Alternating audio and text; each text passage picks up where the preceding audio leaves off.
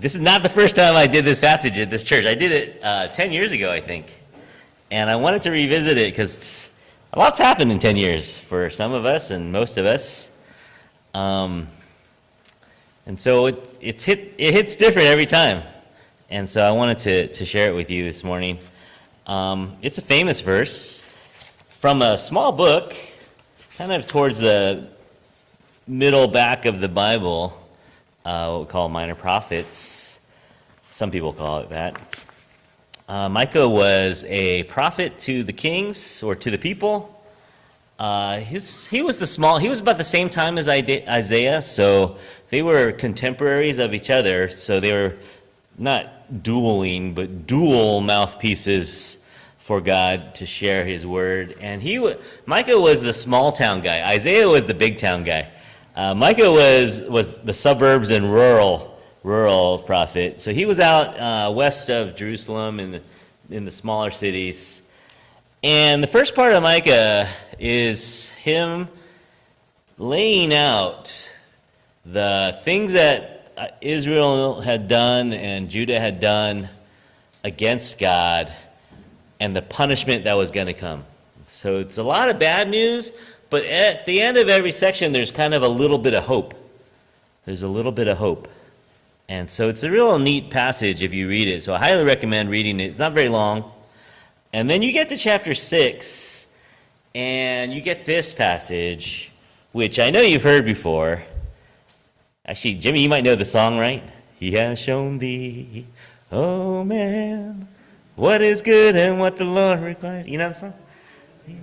But to do justly, and to love mercy, and to walk humbly with your God. So it's a real famous verse that you probably know subconsciously or consciously. And it's one of those verses that kind of summarizes things, right? Don't you love those verses that before it, we'll talk about verses 6 and 7 before it. Before this verse is kind of people saying, well, what do we have to do? What do we have to do to be good? How can you actually be good?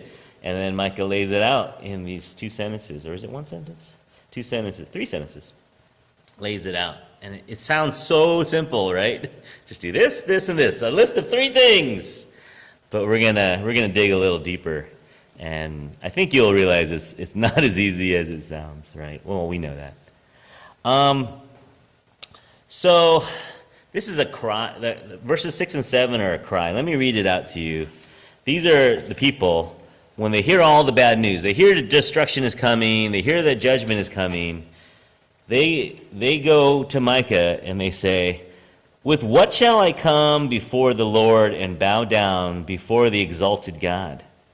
Shall I come before him with burnt offerings, with calves a year old? Will the Lord be pleased with thousands of rams, with 10,000 rivers of oil? Shall I offer my firstborn for my transgression, the fruit of my body for the sin of my soul? And this is where Micah answers, well, he has showed you, O man, what is good. And what does the Lord require of you? To act justly, and to love mercy, and to walk humbly with your God. Okay, so they're throwing out all the usual things that you have to do. You do calves. Should we offer up young bulls? Those are the most valuable because they're the most tender, the most potential, right? Rivers of oil for offerings. Rams. Firstborn. Like that's the most extreme offering you can make, right? Should we offer our firstborn? How can we stop this judgment? How can we stop you from hating us? And Mike says, well, okay, let me tell you, it's 3 things. Love justice, love mercy, and walk humbly. Those 3, right? And it sounds so simple, but sometimes we gloss over it and we forget, okay, well maybe there's more to it. All right, so let's take a look at it. So, justice, to do justly. The word is mishpat. It's a Hebrew word which usually means justice or judgment, and it usually talks about some restorative practice rather than punitive. Like when we think of justice, If you hear the word justice on the news or in some sort of a impassioned speech or something like that, usually I think what people are talking about is vengeance or revenge. I remember, actually, this sermon really helped me, was right after 9/11. So I was in Mill Valley at the time, and I remember just being at home. I didn't want to leave the house, right? 9/11. Hard to believe how long ago that was. But I didn't want to leave the house, and I remember just not knowing what to do. And so I wanted to listen to Tim Keller because he's in New York City, and I liked Tim Keller a lot. I still like Tim Keller a lot. Rest in peace. And so I remember his sermon immediately after 9/11 was entitled something about justice. And he started by saying, okay, let's talk about what justice is. And he said, usually when we want justice, we're asking for vengeance, right? You kill 2,000 of our citizens, we're going to kill 10,000 of yours, right? Something like that. And he's like, that's not justice. That's vengeance. What justice is a restorative practice which brings people back into the right. So something has been wronged, and what justice is, okay, this is a wrong that's happened, we're going to bring you back into the right. All right? And when you see this word mishpat used, it is almost always used with four groups of people: widows, orphans, immigrants, and the poor in the Bible. When you see it in the Bible, it's almost used with those four groups. Now, I know, those words sound kind of loaded now in 2025. When you talk about those groups, you might sound a little, what they say, woke, right? You might sound a little liberal or a little too, you know what people are saying, right? But this is in the Bible. Don't get mad at me. I'm just telling you what's in the Bible, right? Mishpat, when we talk about justice, almost always has to do with widows, orphans, immigrants, and the poor. It's not a liberal agenda. It's God's agenda, right? God wanted. Now, you know, immigrants can mean different things to different people, but it could be foreigners, could be lots of different things. But it's not an agenda. It's just God's heart. I'm going to steal this from a friend of mine, Eugene Cho. He's a pastor, and now he's the head of Bread for the World. And he did a sermon where he talked about justice, and he brought a box out on stage. And inside the box are the characteristics of God, right? Characteristics of God. And he said, okay, so if I had the characteristics of God, and I removed love, how would you feel about that, right? Not so good. That's like a core, fundamental characteristic of God. If you take away that, I mean, who are we? Who are we without the love of God, right? That you almost can't talk about God without talking about love. Okay, so that's got to stay in there. It's got you can't be God without love. And then if you take out grace, well, I mean, who are you without grace, right? Would you want to wake up in the morning without the grace of God? I mean, where would you be? Where would you be without it, right? So that's got to stay in there. What about holiness?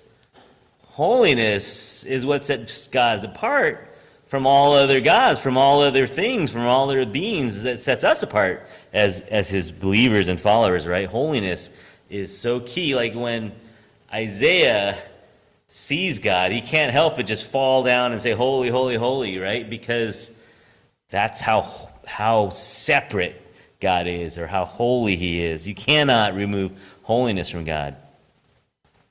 But also in this box is justice. You cannot take justice out from God's character and have it still be God. It's a huge part of who he is. It's a huge part of what he wants us to be, right? It is so core to who God is. Sometimes you use the word goodness to talk about justice. Sometimes you talk about the word kindness when you talk about justice. But, I mean, Justice has a name. His name is Jesus, right? He was the one who went to the poor, went to the foreigners, went to the widows, went to the orphans, right? That was his whole, it wasn't his agenda, it was who he was. And so we cannot be Christians without doing justice, right? You have that power when something, I do this all the time, and I probably shouldn't, because now that I did this sermon, that makes me think I shouldn't say it anymore. But sometimes my students, if you don't know, I teach high school, right? They'll say, "That's not fair."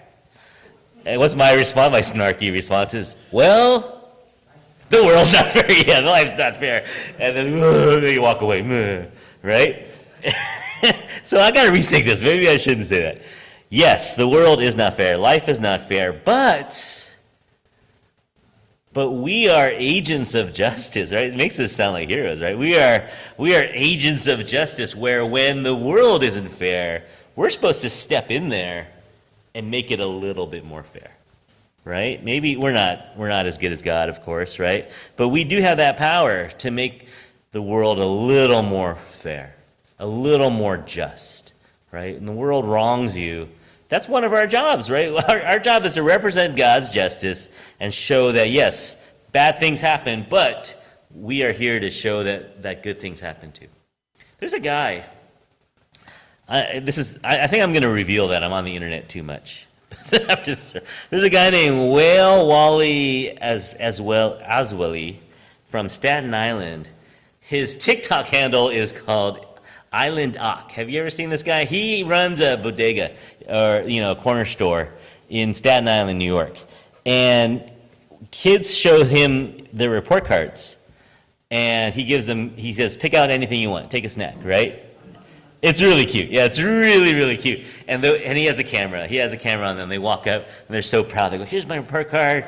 And he goes, "You got all A's?" He goes, "Go get whatever you want. Go pick out something for your family." And they come back with milk and eggs. And then people liked it so much, they started a GoFundMe. And the GoFundMe, I just looked this morning, the GoFundMe has $267,000 in it. So he's giving away $100 bills now. When kids come up there, when they graduate from high school, they go, "Hey, I got my diploma." He just gives them cash now on behalf of these donors and stuff. And it's great. And it makes you feel good. And you know why it makes you feel good? Because it's justice, right? Life isn't fair. But sometimes we can step in. I'm not saying he's a Christian or he's representing God or anything, but something like that idea where life isn't fair, but I'm going to do something to make it a little bit more fair or a little bit more better, right? And so when God says do justice, he's saying act on my behalf. Like for example, when something bad happens to someone, the person could say, "How can this be happening to me?" shaking a fist at heaven, right? But wouldn't it be great if we stepped in and instead of saying, "How can this be happening to me?" we step in as Christians, as agents of justice, and they change that, "How can this be happening to me?" to, "How can this be happening to me?" Because the justice is so great. We've blessed them, right? There's so much. We're able to pour goodness into someone that they feel like, how is this possible? How is this goodness possible? How is this kindness possible? And I think that's what it means to do justly, to show people that it is possible because we've been blessed, that we can bless you. And there's a couple opportunities just now in the announcements, right? Operation Christian Child, Operation Is It Christmas Child, right? And Alpha Pregnancy Center. Like, these are opportunities. But look beyond that, right? Maybe I bet you can think of one way that there are either poor, immigrant, widow, or orphans in your life. I bet there's some way they're touching you. If you need some kids to bless, come to the public schools. Come to public school. I'll show you some kids that need blessing, right? And so just look for it. Position yourself in such a way. I mean, the simplest ones are right in your bulletin, right? There's some in your bulletin right now. But go beyond that and think about your circle. In your circle, who are the people that need justice? Who are the people that need to know that God has not forgotten about them? Who are the people that need to know that God loves them tremendously through you, right? That you can be that message of, okay, God is showing you that there is justice in this world. And it's not vengeance. It's restoring you to the glory that God created you for, right? That's justice. Okay, so number one, do justice. Number two is love mercy. And this is my favorite word in the Old Testament. It's hesed, or hesed. It translates to English sometimes as loving kindness, sometimes steadfast love, or sometimes even unconditional love. The Old Testament doesn't use it like that way, but in the New Testament, we start to use this word sort of like unconditional love, or actually, I like this term better, counter-conditional love. All right? Like, it's not just unconditional, it's like we were bad, we were enemies, and we were loved. That's what counter-conditional love is. The conditions were bad, and God still loved us, right? It wasn't just unconditional. The conditions were bad. And so this idea of loving mercy, loving hesed, just showing unconditional, counter-conditional, loving kindness, steadfast love, this idea of a love that is inexplicable and unexplained, right? I think the best example of this is in Luke chapter 10, the Good Samaritan, parable of the Good Samaritan. I love this story. This guy falls down in a ditch or gets attacked by robbers, right? He gets attacked by robbers, and then a Samaritan walks by.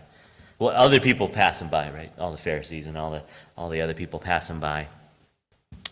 And the Samaritan is the only one who stops, heals him, bandages him, gives him money, transports him, takes him to a house and says, or I don't know what the facility was, takes him there and says, hey, whatever costs are incurred, I'll pay for it when I come back.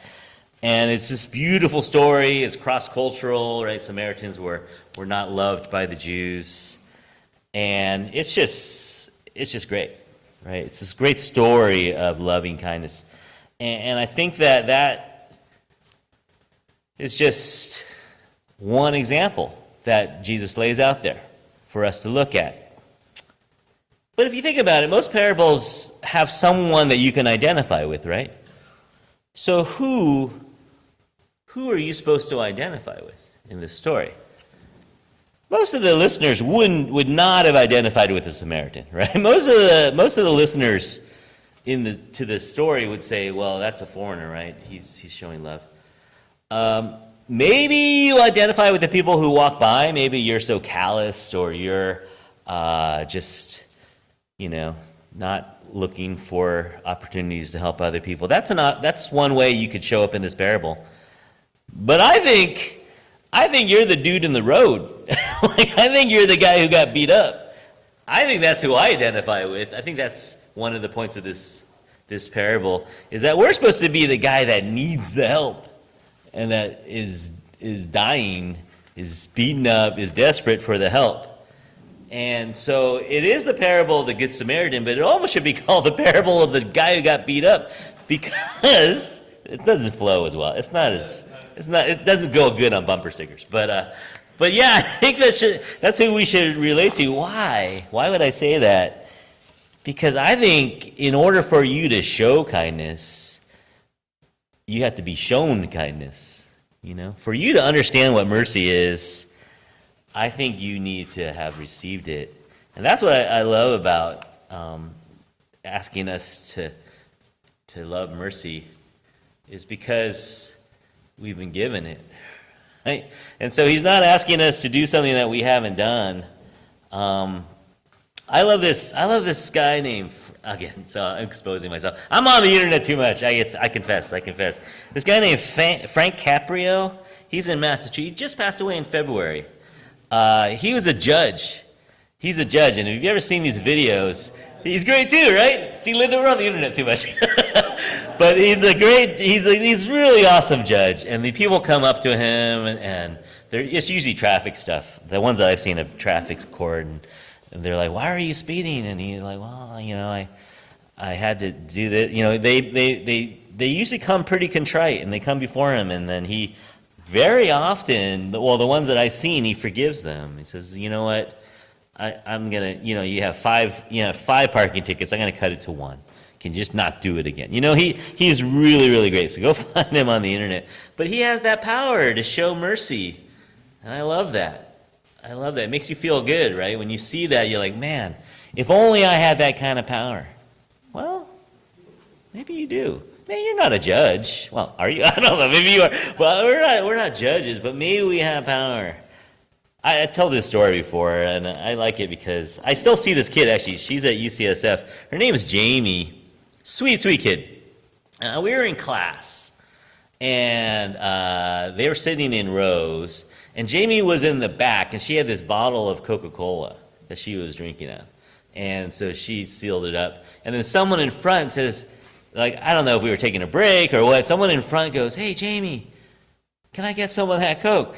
And she goes, okay. And she throws it, and I'm like, what are you doing? And then the kid catches it, but the cap wasn't on tight.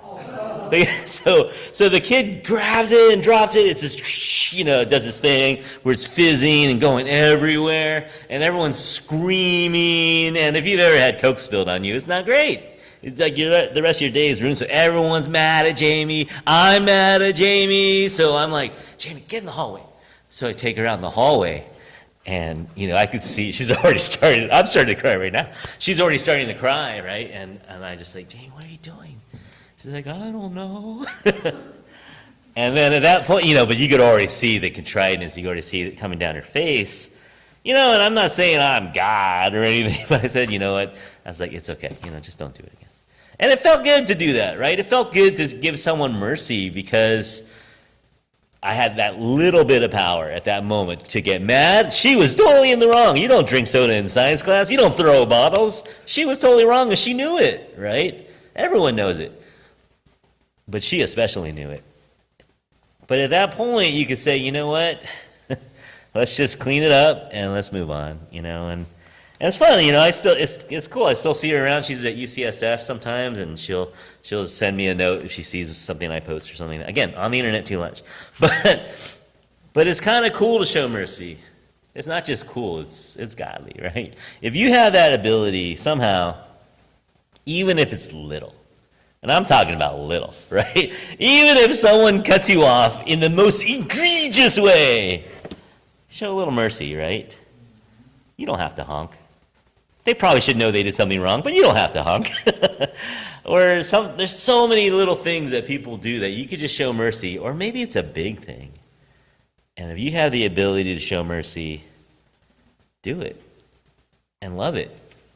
Love showing mercy, right? And when you see mercy, love that too. And so if you have the ability to show mishpat, to do mishpat, to love hesed, right? To love mercy, do justly, do it. It's in the Bible. You don't need me to tell you, right? It's in the Bible. Okay, so you're thinking to yourself, all right, good. I can do that. 2 things. I can do 2 things. Then you get to the end of verse 8. And that's when you realize, maybe it's not as easy as I thought.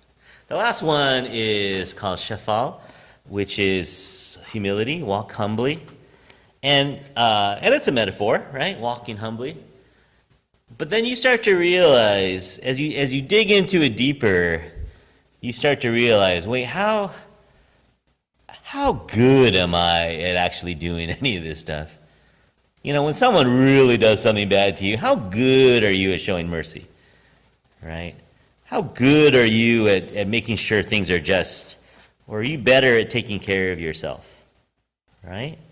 It's kind of like all these really simple passages, like Mark and other Gospels. Mark 12, 30, 31 says, what's the greatest commandment of all time? And Jesus goes, well, okay, it's 2 things. And everyone's like, good, 2 things. We can do 2 things. He says, okay, well, love the Lord your God with all your heart and your soul and all your mind and all your strength.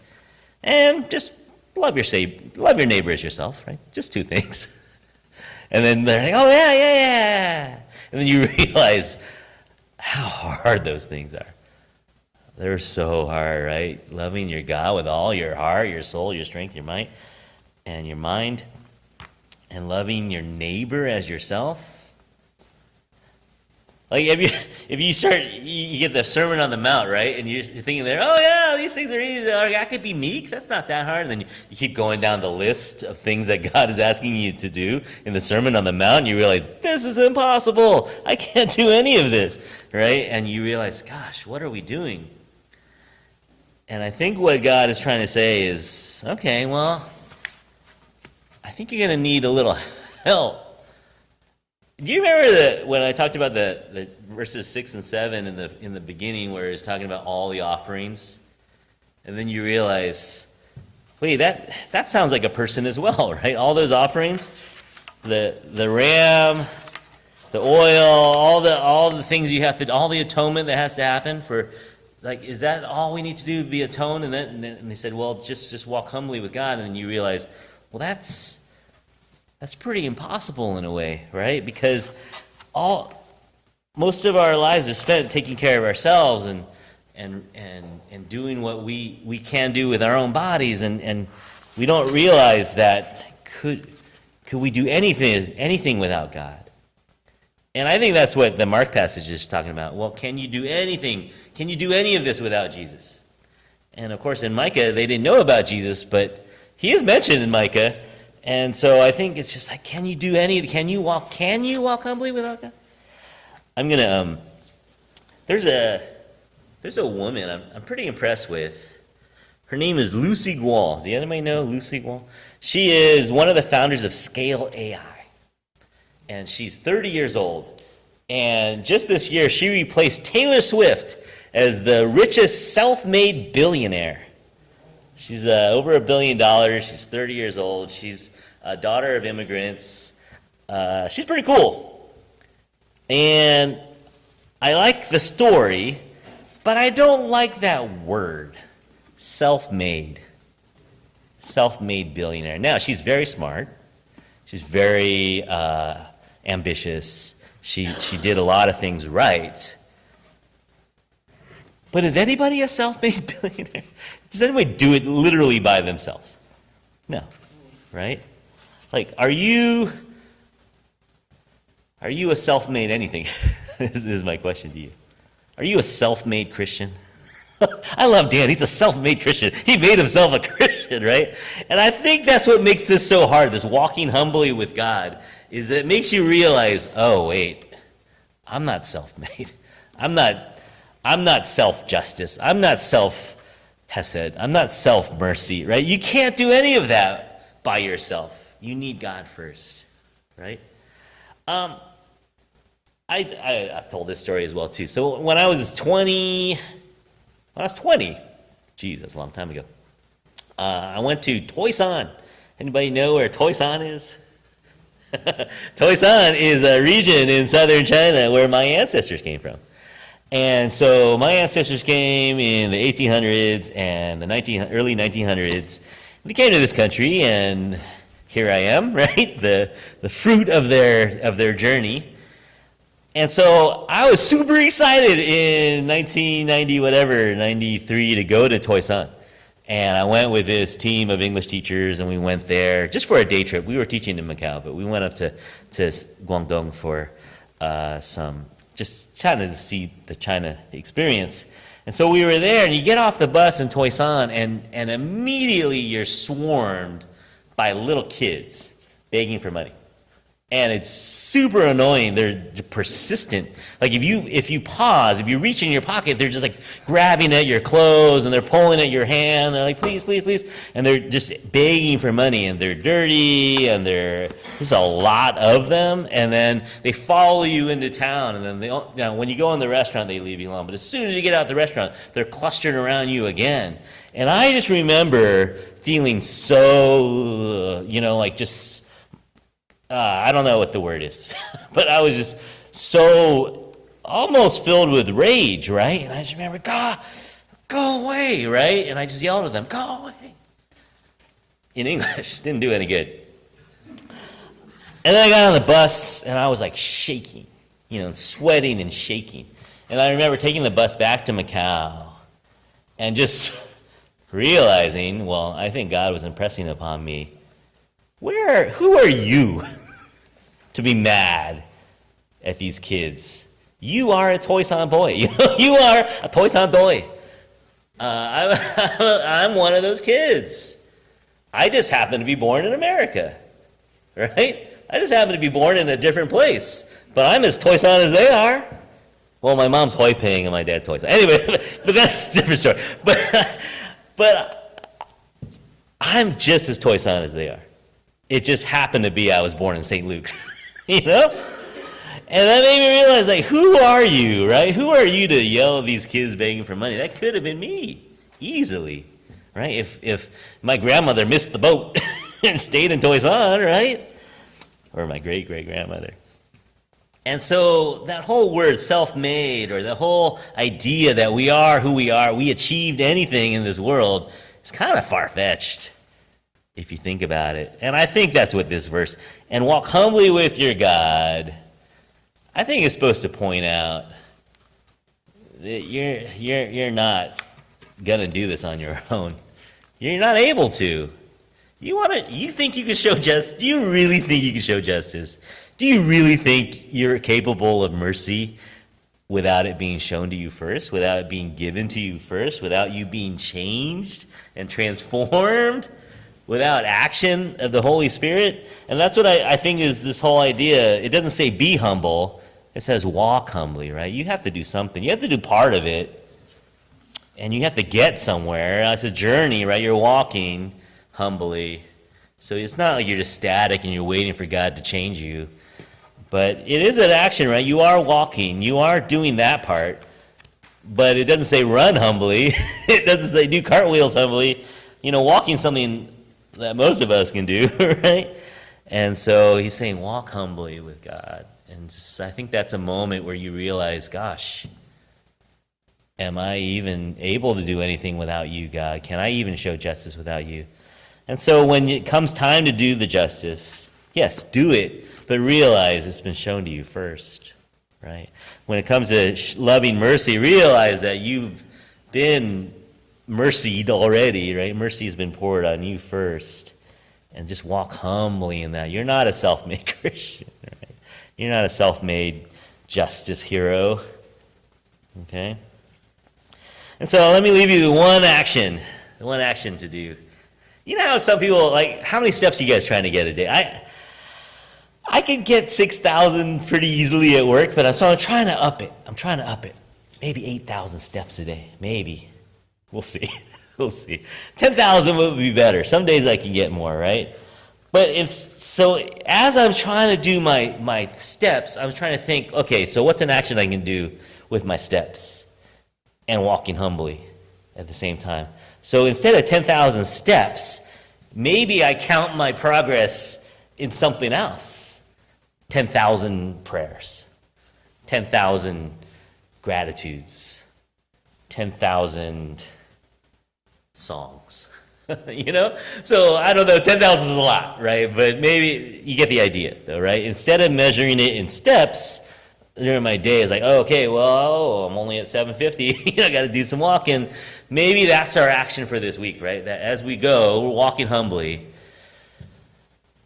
Do our 100 prayers. Do 100 prayers, and then that's when you reached your level, right? Instead of 8,000 steps, 100 prayers. That's your level that you're shooting for. Maybe 50 songs. I'm gonna do 50 songs, and then I'll call it a workout. I'll call it a day, right? Maybe 150 gratitudes. Just as you walk, do 150 gratitudes. If only they had a smartwatch that could do to measure that, right? But you got to do it in your head. You got to say, okay, that's one. Let's do it. All right, don't worry about counting. But you get what I'm saying, right? Instead of measuring with steps, maybe we'll do our walking, but we do it through gratitude. Gratitude walk. Humility walk. Justice walk, right? We're going to think about ways we can be just. Who's in our circle? Who are the immigrants? Who are the poor? Who are the widows? Who are the orphans in our circle, right, as we walk? What mercy have you seen today that you love? How can you show mercy today? So instead of measuring with actual steps, measure with something else. That's what I'm asking you to do this week. All right? Let's pray. God, we thank you for this passage. We are not self-made. We know that. We couldn't be in this building without you. We couldn't be call ourselves Christians without you and your love and your forgiveness and your grace. So we ask, Lord, that you fill us so that we could fill others, so that we can show justice, so that this world will say, wow, how is this possible? That we could act in mercy when possible. We love mercy when we see it. Just help us, Lord. Help us to be humbly walking with you, realizing that we can't make ourselves, but we need you to make us, and that we need your help to show people your love and your mercy and your justice. So help us, Lord, to do that so that we can glorify you and build your kingdom and build it up with people and with songs. And we ask you to be with us this week as we leave, that you would be glorified in all that we do. We pray in Jesus' name. Amen.